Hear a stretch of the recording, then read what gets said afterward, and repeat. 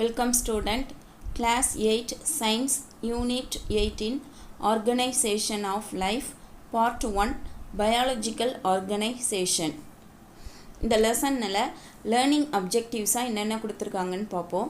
Understand the different levels of organisation seen in the animal world. இந்த animal வேர்ல்டில் இருக்கக்கூடிய different levels of organisation அதை பார்ப்போம். அடுத்தது ஸ்ட்ரக்சர் ஆஃப் செல்ஸை பற்றி தெரிஞ்சுக்கிட்டு டைப்ஸ் ஆஃப் டிஷ்யூஸ் பார்ப்போம். And then example for organ level of organisation அப்படிங்கிறதுக்கு ஐயை பற்றி கொடுத்துருப்பாங்க. Example for system level of organisation அப்படிங்கிறதுக்கு ரெஸ்பிரேட்டரி சிஸ்டம் பார்ப்போம். அடுத்தது ஃபிசியாலஜிக்கல் ஃபங்க்ஷன்ஸை பற்றி கொடுத்துருக்காங்க. இதெல்லாம் இந்த லெசன் முடித்ததுக்கப்புறம் உங்களுக்கு கிடைக்கக்கூடிய லேர்னிங் அப்ஜெக்டிவ்ஸு. ஆர்கனைசேஷன் ஆஃப் லைஃப் இதில் உங்களுக்கு 6 டாபிக்ஸ் கொடுத்துருக்காங்க. நம்ம இன்றைக்கி ஃபஸ்ட்டு டாபிக் பார்க்க போகிறோம். லெவல்ஸ் ஆஃப் ஆர்கனைசேஷன் அப்படின்னா என்னன்னு பார்க்க போகிறோம். Introduction. If you look around your surrounding, you will be able to observe numerous variety of animals. There are animals like amoeba which cannot be seen by our naked eye. There are also animals like elephants and blue whale which are of huge size. உங்களை சுற்றி இருக்கக்கூடிய இந்த வேர்ல்டை பார்த்தீங்கன்னு சொன்னால் நீங்கள் நிறைய varieties of அனிமல்ஸை பார்க்க முடியும். இப்போ எக்ஸாம்பிளுக்கு உங்கள் வீட்டில் கரண்ட்டு போயிடுச்சு அப்படின்னு சொன்னால், இப்போ இன்வெர்டர் இருக்குது, ஆனால் கரண்ட்டு போயிடுச்சுன்னு சொன்னால் இன்கேஸ் நீங்கள் ஒரு மெழுகுவத்தியோ இல்லை ஒரு மண்ணெண்ணெய் விளக்கோ வச்சுட்டு உட்காந்துருந்தீங்கன்னு சொன்னால் அந்த விளக்கோட வெளிச்சத்துக்கு நிறைய பூச்சிகள் அதை தேடி வரும். அப்போ நீங்கள் பார்க்கலாம் இவ்வளோ பூச்சிகள் இந்த உலகத்தில் இருக்குதா அப்படின்னு. ஒவ்வொரு பூச்சியும் ஒவ்வொரு மாதிரி இருக்கும். அதே மாதிரி மார்கழி மந்தில் பார்த்தீங்கன்னு சொன்னால் உங்களுக்கு நிறைய பேர்ட்ஸ் வரும். அதே மாதிரி சாங்சுவரியிலையும் நீங்கள் அந்த மாதிரி பார்க்கலாம். அப்போ இந்த உலகத்தில் எவ்வளவு வெரைட்டியான அனிமல்ஸ் இருக்குது அப்படிங்கிறது நமக்கு ஒவ்வொரு விதமான எக்ஸ்பீரியன்ஸில் நம்ம புரிஞ்சிக்க முடியும். There are animals like amoeba which cannot be seen by our naked eye. Naked ஐனா வெறும் கண்களால் நம்மளால் அமீபா மாதிரியான அனிமல்ஸை பார்க்க முடியாது. There are also animals like elephants and blue whale which are of huge size. ஆனால் அதே அனிமல் கேட்டகரியில் நம்மளால் எலிஃபண்ட்டு ப்ளூ வேல்ங்கிற மாதிரியான மிகப்பெரிய உருவம் உள்ள உயிரினங்களையும் நம்மளால் பார்க்க முடியுது. இந்த variations in animal are not only seen in size. இப்போ இந்த வேரியேஷன் சொல்கிறோம் இல்லையா, அமீபாங்கிறது ஒரு அனிமல், ஆனால் அதை நம்மளால் பார்க்க முடியல. எலிஃபண்ட் ப்ளூ வேல்ங்கிறது ரொம்ப பிக்கஸ்ட் அனிமல்னு சொல்கிறோம். அப்போ இந்த வேரியேஷன் சைஸ்னால் வர்றதில்லை, பட் ஆல்சோ இந்த complexity of the cells tissues and body structure. அந்த ஒவ்வொரு அனிமலோட செல்லோட அமைப்பு, டிஷ்யூ, அதோட பாடி ஸ்ட்ரக்சரை பொறுத்து தான் அமையுது அப்படின்னு சொல்கிறாங்க. இப்போ எக்ஸாம்பிளுக்கு நாங்கள் உங்ககிட்ட கேட்குறோம், இப்போ 4 கால்கள் ஒரு டெய்ல் இருக்கக்கூடிய அனிமல் சொல்லுங்கள் அப்படின்னு சொன்னால் நீங்கள் ஒவ்வொருத்தரும் ஒவ்வொரு அனிமலை சொல்லுவீங்க. ஒருத்தர் கேட்டு சொல்லுவீங்க, ஒருத்தங்க டாகு, ஒருத்தங்க ஹார்ஸு, டைகர், இந்த மாதிரி சொல்லிக்கிட்டே போவீங்க. அப்போ ஏன் எல்லாமே ஒரே மாதிரி இல்லாமல் வேறு வேறு மாதிரியாக இருக்குது அப்படிங்கிற கொஸ்டின் நமக்குள்ளே எழும். இப்போ அதுக்கு முன்னாடி நம்ம இந்த இதை பார்க்க போகிறோம். இது யூகேரியாட்டிக் செல், இது ப்ரோகேரியாட்டிக் செல். அப்போ ப்ரோகேரியாட்டிக் செல்லுனா என்னது, யூகேரியாட்டிக் செல்லுனா என்னங்கிறத நம்ம நல்லா புரிஞ்சுக்கிட்டா தான் இந்த லெசன் நமக்கு புரியும். இந்த ப்ரோகேரியாட்டிக் செல் அப்படிங்கிறது பார்த்தீங்கன்னு சொன்னால் இது உள்ள இந்த நியூக்ளியஸ் அப்படிங்கிறது அதோட சரௌண்டிங் அந்த மெம்பரைன் கரெக்டாக இருக்காது. அதான் ப்ரோகேரியாட்டிக் செல்லுங்கிறது. ஆனால் இந்த யூகேரியாட்டிக் செல்லில் பார்த்தீங்கன்னு சொன்னால் நியூக்ளியஸை சுற்றி ஒரு மெம்பரைன் கரெக்டாக ஃபார்ம் ஆகிருக்கும். அதே மாதிரி ஒவ்வொரு ஆர்கனல்ஸ் அப்படிங்கிறது, இப்போ இது ரிபோசோம், இது மைட்டோகாண்ட்ரியா அப்படின்னு நம்மளால் தெளிவாக சொல்ல முடியும். ஆனால் இதில் சொல்ல முடியாது.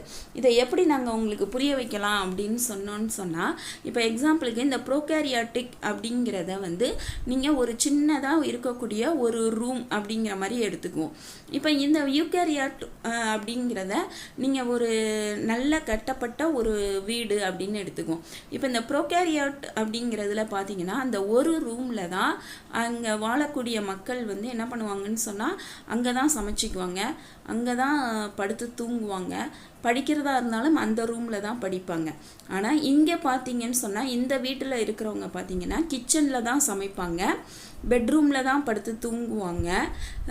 அடுத்தது லிவிங் ரூமில், ஸ்டடி ரூம் அப்படின்னு தனித்தனியாக இருக்கும். அப்போ அந்தந்த வேலைகள் வந்து அந்தந்த ரூமில் தான் நடக்கும்.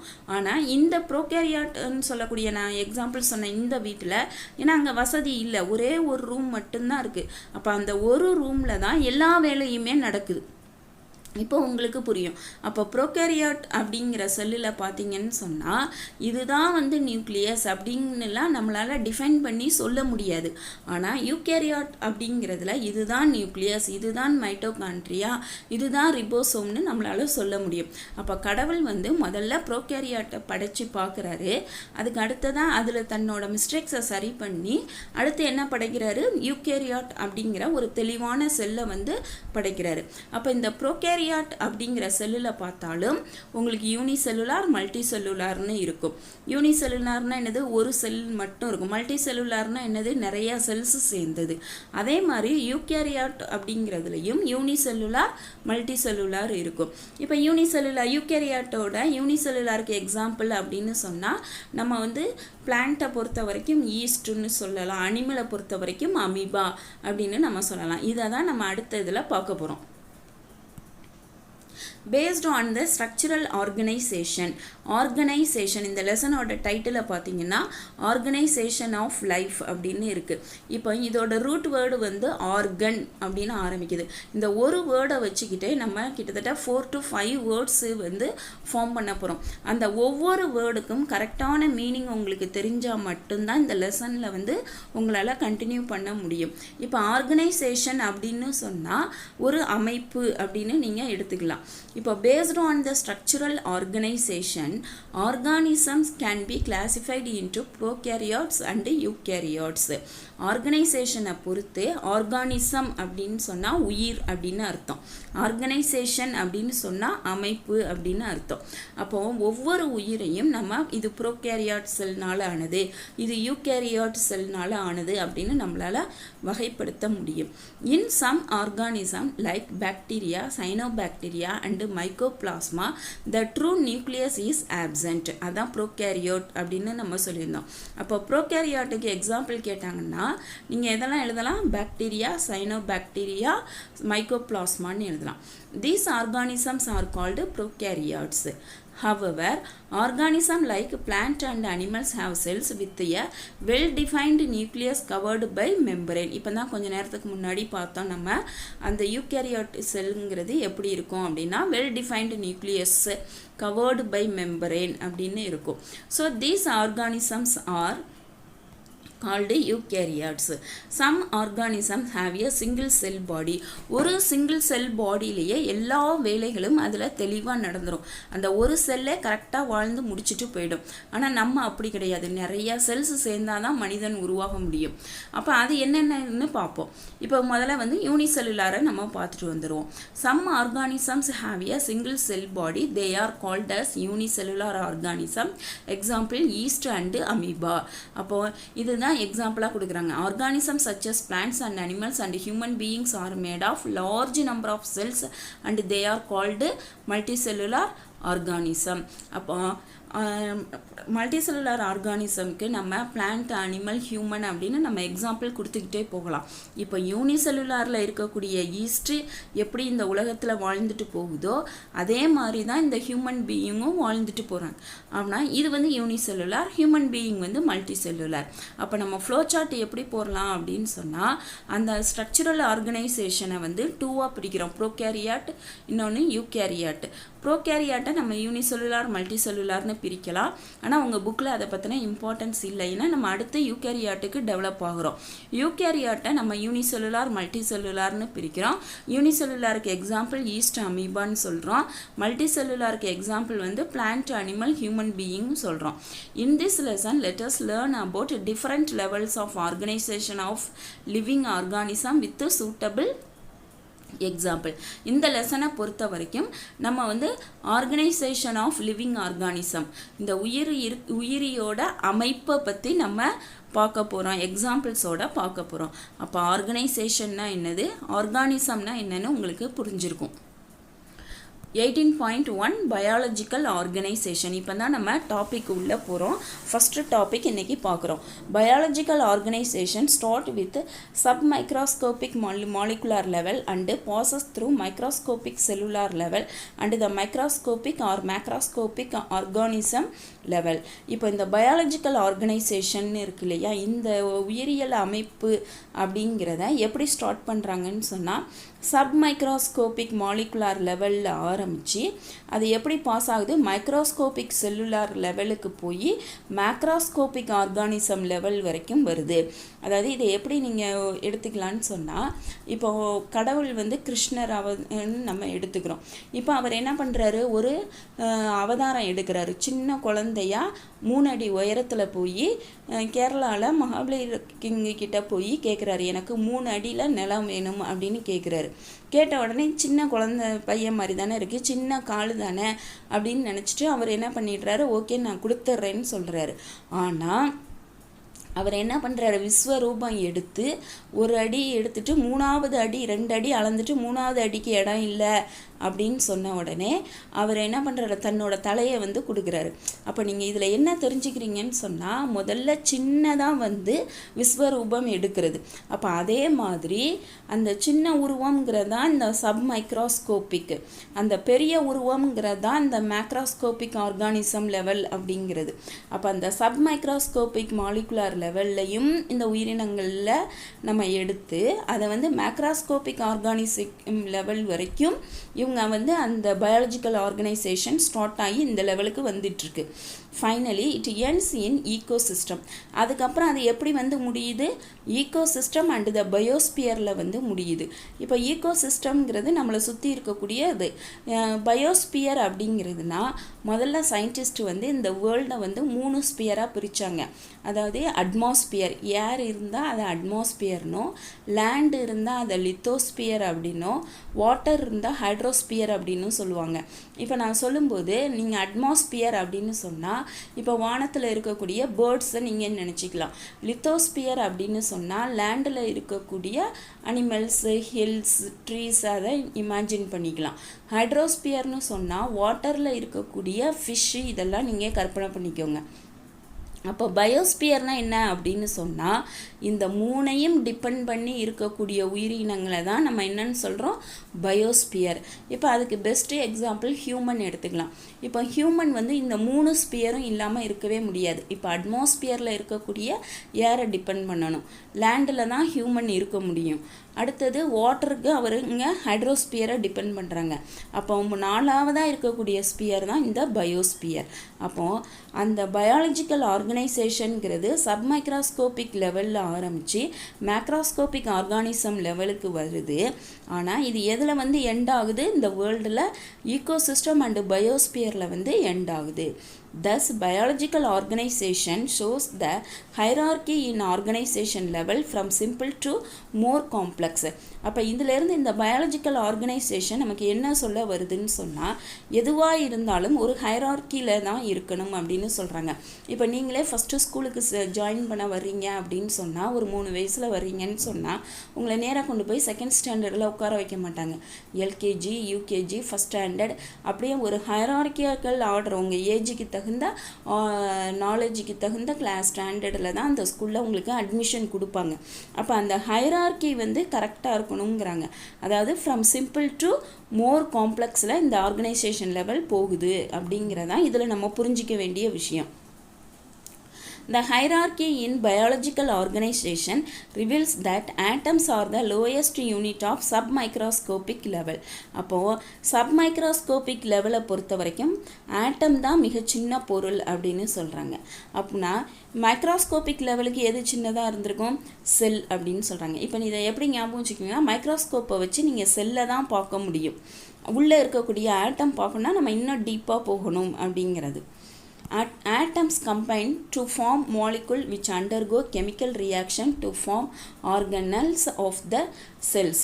இப்போ நான் இந்த ஸ்டார்ட் பண்ணும்போதே நம்ம ஃபஸ்ட்டே சொல்லியிருந்தோம், இந்த லெசனில் ரூட் வேர்டு ஆர்கன் அப்படிங்கிறத வச்சு ஒரு 4 to 5 வேர்ட்ஸ் நம்ம தெரிஞ்சுக்குவோம்.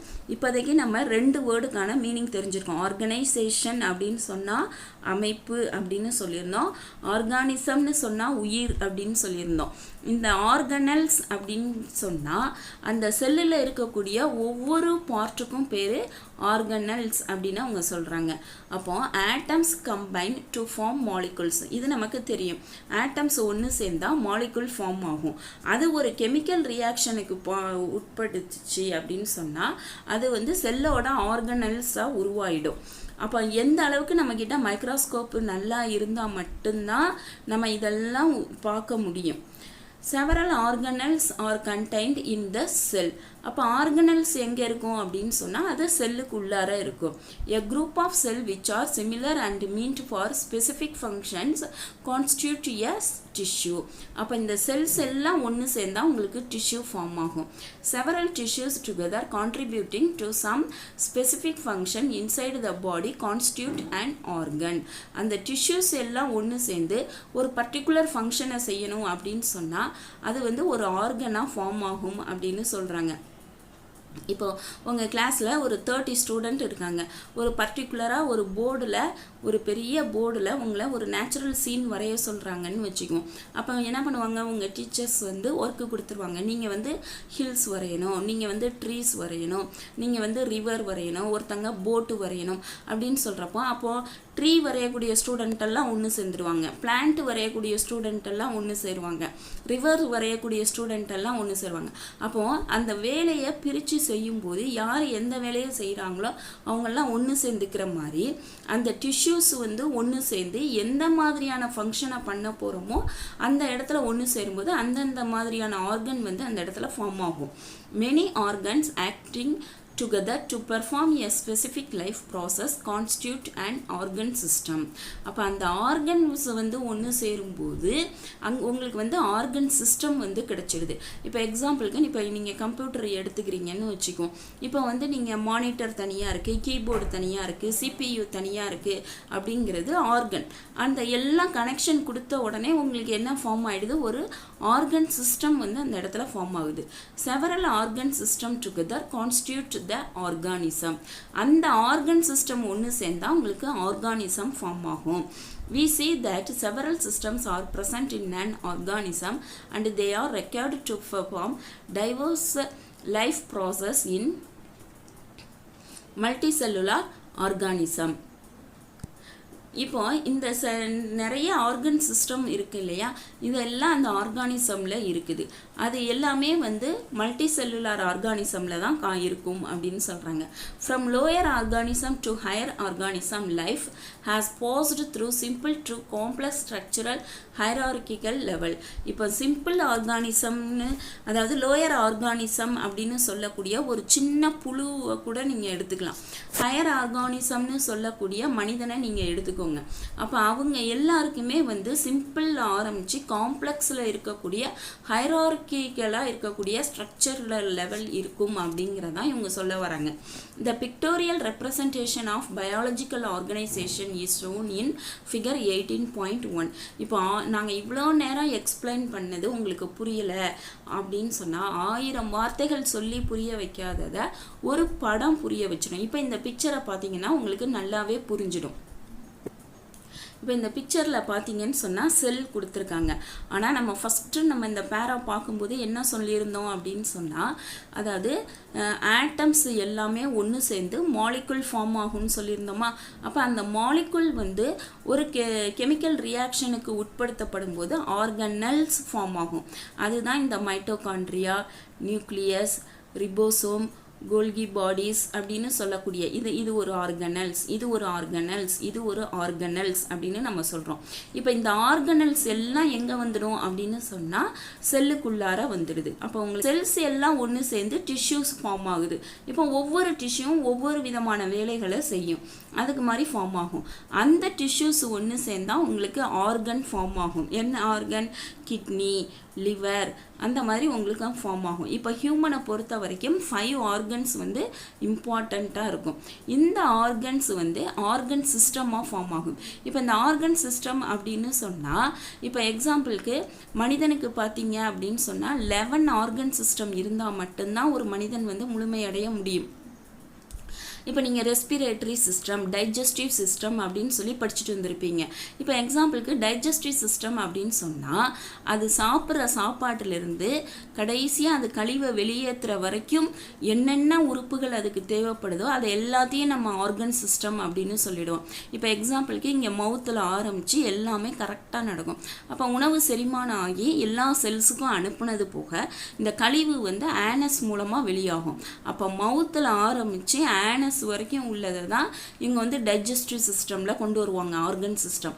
இதே மாதிரி ஹியூமன் பாடியில் 11 ஆர்கன் சிஸ்டம் இருக்குது. இதை தான் நீங்கள் மெடிக்கல், இப்போ உங்களில் ஒரு ஸ்டூடெண்ட்டு கண்டிப்பாக மெடிக்கல் காலேஜுக்கு போவீங்க, MBBS படிப்பீங்க அப்படின்னு சொன்னால், இன்ட்ரெஸ்ட் இருந்துச்சுன்னு சொன்னால், நீங்கள் இப்போவே இந்த லெசன்லேருந்தே நீங்கள் நல்லா படிக்க ஆரம்பிச்சிடலாம், நல்லா கூர்ந்து கவனிக்க ஆரம்பிக்கலாம்.